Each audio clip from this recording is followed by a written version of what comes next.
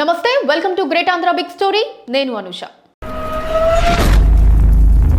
నిస్సందేహంగా మోడీ ఇమేజ్ పెరుగుతోన్న పరిస్థితి. పాక్ ప్రేరేపిత ఉగ్రవాదానికి పూర్తి చెక్ పెట్టడానికి ఇండియా పూనుకుందని ప్రపంచంలో ఇస్లామిక్ టెర్రరిజాన్ని వ్యతిరేకించే వాళ్ళంతా భావించారు.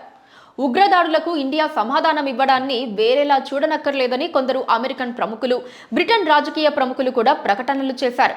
అడిగితే సాయానికి రష్యా కూడా సయ్యంది.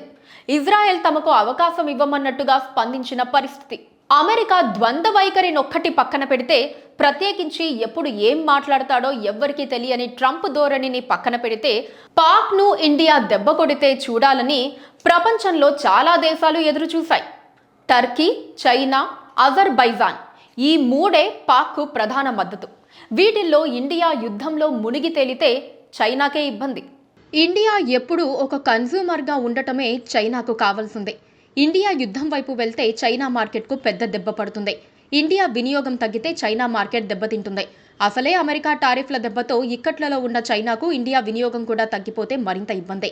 కాబట్టి ఇండియాకు ఎదురెళ్లి పాక్ వైపు నిలిచి యుద్ధం చేసే తీరిక చైనాకు ఉండదు. ఏదో దొంగచాటు సహకారమే తప్ప అంతకు మించి చైనాకు కూడా దృశ్యం లేదు.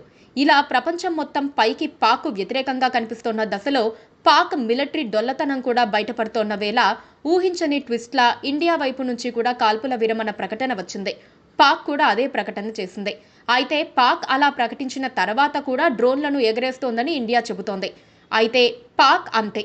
ఇది కూడా తెలీదా? అన్నీ తెలిసి మళ్లీ ఆందోళన వ్యక్తం చేయటం కూడా అనవసరం కదా.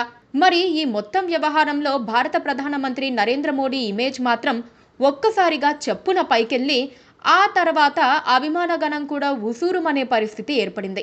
పాక్ పై సైనిక చర్యను చేపట్టడాన్ని భారతీయులు ముక్తకంఠంతో ఆమోదించారు.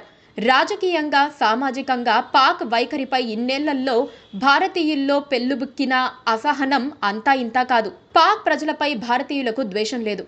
పాక్ పాలకులు, మిలిటరీ ఆగడాలపై, ఉగ్రవాదంపై అసహ్య భావన ఉంది.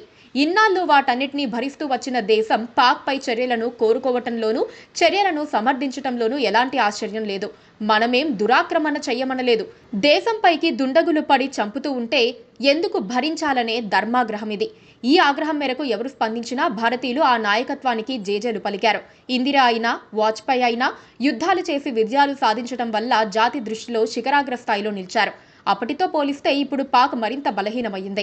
ఇందిర యుద్ధం చేసిన నాడు పాక్ తలసరి ఆదాయం భారత్తో దాదాపు సమానంగా ఉండింది. భారత్ పాక్ జీవన శైలి దాదాపు ఒకే స్థాయిలో ఉండిన సమయం అది. పాక్లో అప్పటికే ప్రజాస్వామ్యం అనేది అతిథి లాంటిదే అయినా అప్పుడు ఇండియా, పాక్ ప్రజల జీవన స్థితిగతులన్నీ ఒకే స్థాయిలో ఉండేవి. అయితే ఆ తర్వాత పాక్ దారుణంగా పతనమైంది. బంగ్లా విభజన తర్వాత పాక్ ప్రస్తుత భూభాగమే మిగిలాక పన్నుల ఆదాయం తగ్గిపోయింది. వీటికి తోడు రాజకీయ అనిశ్చితి, మిలిటరీ జోక్యం తీవ్రం కావటం, ముషరఫ్ లాంటి వాళ్ళు అధికారాన్ని హస్తగతం చేసుకోవటం, ప్రభుత్వాలను మిలిటరీ కూలదొయ్యటం, తాము కోరుకున్న వారిని నియమించుకోవటం, హెచ్చుమీరిన అవినీతి, దీనికి తోడు విదేశీ సాయాలు తగ్గిపోవటం, ఆ మధ్య వరదలు కూడా పాక్ను కుంగదీశాయి. ఇప్పుడు భారతీయుల, పాక్ ప్రజల జీవన స్థాయిలను గమనిస్తే ఇండియా ఎన్నో రెట్లు మెరుగైన పరిస్థితుల్లో ఉంది. పాక్ పరిస్థితి ముక్కుతూ మూలుగుతున్నట్టుగా ఉంది.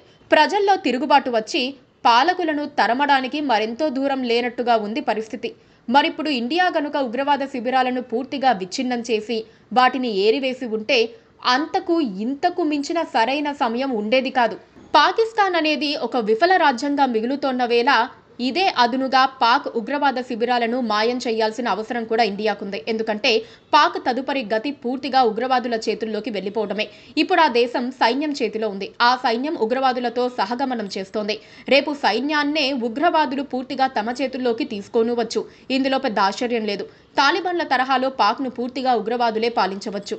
అప్పుడు అది మరింత ప్రమాదకరంగా మారుతుంది. మన శాంతి వచనాలు, అంతర్జాతీయ సంబంధాల లెక్కలు, ట్రేడ్ ఈక్వేషన్లు ఇవన్నీ ఎలా ఉన్నా పాక్లో టెర్రర్ క్యాంపులు ఎప్పటికైనా ప్రమాదమే. మరి ఇలాంటి పరిస్థితుల్లో వాటిని తుదముట్టించడమే పనిగా భారత ప్రభుత్వం మొదలు పెట్టిందనుకున్న దశలో సగటు భారతీయుడిలో మోడీ హీరోగా నిలిచాడనటంలో ఎలాంటి ఆశ్చర్యం లేదు. అయితే స్పష్టమైన లక్ష్య సాధన లేకుండా కాల్పుల విరమణ అనేది మోడీ స్థాయిని తగ్గించి వేసింది అనటం కన్నా ఇందిరను దేశానికి గుర్తు చేసిందనటం సమంజసం. ఇండియా కాల్పుల విరమణ తర్వాత ఒక్కసారిగా ఇందిరాగాంధీ తెగువ దేశానికి గుర్తొచ్చింది. సోషల్ మీడియాలో ఇందిరా ప్రసంగాలు, 1971 యుద్ధం తాలూకు గుర్తులు వైరల్గా మారాయి.